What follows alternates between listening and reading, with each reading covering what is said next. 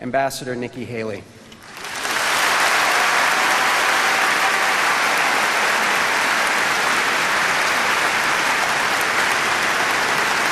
Thank you.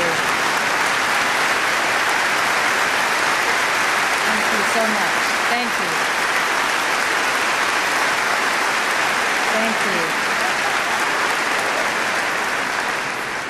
Thank you. It's great to be here in my sister state.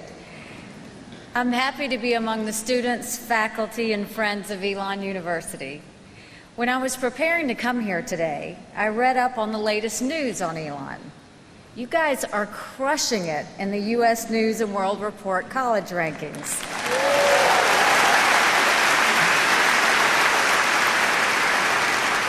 Elon is the national leader in 8 academic programs focused on student success, number 2 in the nation for excellence in undergraduate teaching, number 11 in innovation. Elon is growing and thriving. You have set ambitious goals and you're achieving them. You should all be very proud. Your strategic vision emphasizes that Elon's purpose is to, quote, engage students' minds and inspire them to act as leaders and global citizens. Now, strategic visions are usually a lot of pretty words that end up saying very little. But these words have actual meaning. Elon backs them up with its commitment for students to study abroad. You are the first in the nation in the number of students studying in other countries. That's not just an accomplishment, it's a smart one. When you spend time abroad, especially in developing countries, you learn as much about your own country as the country you're visiting. For me, my experience as the U.S. Ambassador to the United Nations was a tremendous source of perspective. My travel took me to places most Americans will never see. I sat across the table from representatives of the world's worst regimes. What I saw shaped me as a leader. It taught me things about America. It made most arguments on Twitter these days seem very small. In South Sudan, the government uses rape as a weapon of war. I sat with a sobbing woman who told me about soldiers ripping her baby from her arms and throwing him into a fire. She told me about being forced to eat the flesh of her own child. Hearing that gives you a new perspective and a new appreciation for the peacefulness of democracies. China is building a high-tech authoritarian state that literally tracks the movements of all of its citizens. And when you see China putting ethnic minorities into re-education camps, not allowing them to speak their language, practice their religion, or even give their children traditional names, when you see these things, you gain a new appreciation for freedom of religion, freedom of speech, and our right to safety and privacy in our own homes and workplaces. In Iran, women aren't allowed into stadiums to watch soccer games. One woman recently snuck into a match by dressing as a man. When she was caught, she faced 6 months in prison. So she set herself on fire in an act of protest. She died a couple of weeks ago. It makes you appreciate the progress we've made in protecting women's rights. America isn't perfect, I know that. I was born in the 1970s in Bamberg, South Carolina. I grew up a brown girl in a black and white world. My dad wore a turban and still does to this day. My mom wore a sari. We were outsiders. We stood out. My heart hurts when I think about the way people would look at my dad in his turban. After 9/11, he put an American flag sticker on his car like so many other Sikhs did, just to protect themselves. And we were exposed to an early, very ugly form of identity politics. For some reason, my mother entered my sister and I, then just 4 and 8 years old, into the We Miss Bamberg pageant. It was the thing you did if you had a little girl. Even then, in the late 1970s, the organizers crowned a black queen and a white queen. Needless to say, judging by our skin color, My sister and I were neither. The pageant organizers didn't know what to do with us, so they disqualified us and sent us home with consolation prizes. They thought in categories, and they didn't have a category for us. If you go around the world, you see people who are different, and you usually see that they're outsiders. What was different about America, what was different about Bamberg, South Carolina, is that our differences didn't have to define us. My mother and father had come to a country where no one, not the government, not our neighbors, could determine their worth and their place in society. That was up to them. My parents knew they could be more in America, so they worked hard, and our community came to accept us. Our country gave us the opportunity to strive and succeed. It gave my dad the opportunity to teach at a college. It gave my mom the opportunity to open a business. It gave me the opportunity to become governor and then UN ambassador.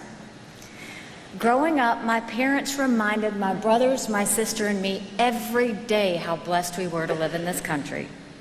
There isn't a day that goes by that I don't think of those words.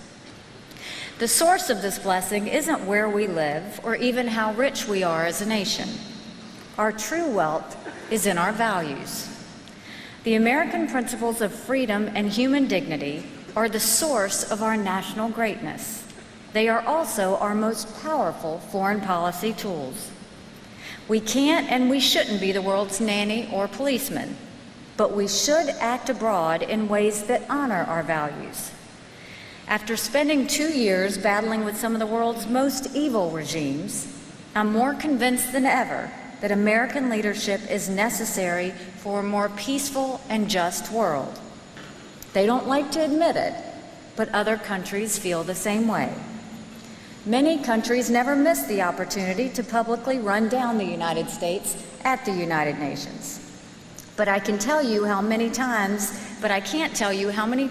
representatives of these same countries said very different things in private. Time and again, they told me they welcomed U.S. leadership. They envy our ability to live and speak freely. They admire our principles, and they depend on us to lead the world in accordance with our values. Not long after I became ambassador, the Syrian dictator Assad launched chemical weapons attack on the Syrian civilians of a village called Khan Sheikhoun. Over 80 people died in the worst way imaginable, foaming at the mouth, vomiting, convulsing. 12 children literally suffocated to death in their own bodily fluids. In response, the United States conducted a missile strike against the air base from which Assad launched the attack. The next day at the UN, other ambassadors began to call and text me. Some took me aside in the Security Council. They weren't contacting me to protest the strike. They were contacting me to thank the United States for leading again. Acting abroad in defense of our values means acting in defense of human rights. For me, human rights have a natural central place in our foreign policy. They reflect what we believe as Americans. Unbelievably, the UN Security Council, the real source of power and influence at the UN, doesn't believe human rights is a subject worthy of its time. They believe that only peace and security deserve their attention. But take a look around the world. The reality is that human rights abuses are a leading cause of conflict, the kind of conflict that spills over borders and engulfs entire regions. The war in Syria has killed hundreds of thousands of people and created the largest refugee crisis of our time. But do you know how that war started? It began in 2011 with a group of teenage boys. They were hanging out and spray painted on a wall the message, "The people want the fall of their regime." The Syrian government reacted, arresting them. Then they were beaten, tortured, and had their fingernails pulled out. They were returned to their parents bloody and bruised. The government wanted people to see what they do to anyone who spoke out against the regime, even children. The parents were rightfully upset and protested. That sparked more protests by the people and more crackdowns by the government. The cycle repeated until there was a full-out war in Syria. The Arab Spring is another example. It was a series of uprisings across the Middle East and North Africa in 2010. It began with a simple street vendor in Tunisia. He had been harassed for years by the government while trying to sell his oranges, apples, and dates. One day, a corrupt police officer demanded he hand over his goods.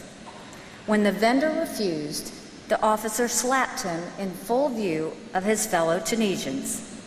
It was the last straw.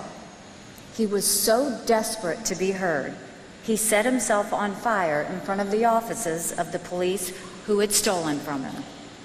The street vendor's act of desperation set off protests and uprisings across the region. It led to the fall of the government of Egypt and brutal conflict in Libya, Yemen, Syria, and elsewhere. The Arab world was fundamentally altered, all because of a fruit vendor in Tunisia. It should make us all stop and think. There is a growing tendency in our politics to see people who don't think like we do as not just wrong, but evil. But I've seen true evil. Venezuela was once a thriving democracy. It was once the wealthiest country in South America. But thanks to the socialism, corruption, and brutality of the government, it is now one of the poorest and least free countries in South America. Venezuelans dig through trash cans and slaughter zoo animals to feed their people. The Maduro regime jails and tortures political dissidents by the thousands. I've watched Venezuelan families walk 3 hours in the blazing sun across the bridge to Colombia to get the only meal they might get that day. The average Venezuelan adult has lost 24 pounds. When you've seen that, it's hard to get emotional about what party someone belongs to or whether their speech is politically correct. The truth is, there are so many more things that we have in common than there are things that separate us. Our ability to speak freely, to debate, to worship, and to determine our own destinies, these are the things to be grateful for and to preserve, because they won't preserve themselves. That job will fall to you, the next generation of leaders. I'm optimistic about the future because I'm optimistic about your generation's ability to do the right thing, to be advocates for the rights we have, not by virtue of what country we were born in, but by virtue of our humanity. We must always strive to be a better people and a more perfect union. But in the end, there is one truth about our country, and I believe it with all of my heart. Even on our worst day, we are blessed to be in America.